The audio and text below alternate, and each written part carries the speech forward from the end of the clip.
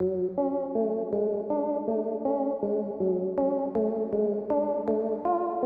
you told a die-hard Camaro fan 10 years ago that one day Chevy's muscle icon would trade its coupe curves for SUV proportions, they probably would have laughed you out of the parking lot.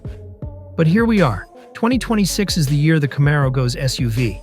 Before we dive in, support the channel with a like and subscribe. It really helps us bring you car reviews and updates. The streets are buzzing with render leaks and spy shots, and let's be real, nobody expected this. After decades of low-slung, tire-shredding V8s, how does a Camaro badge work on something with higher ground clearance and 5 doors?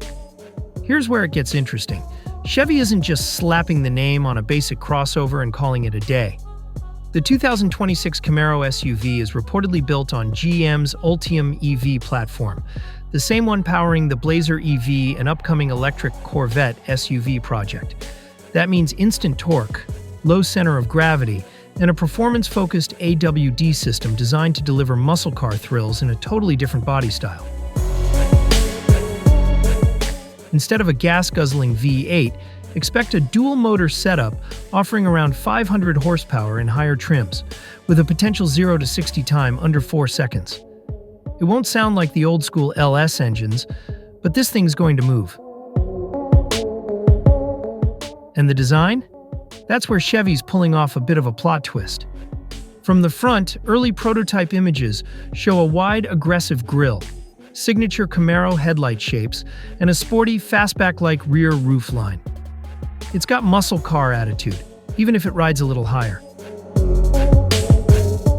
Inside, sources hint at a driver-focused cockpit with a large curved digital display, bolstered sports seats, and Camaro-exclusive drive modes.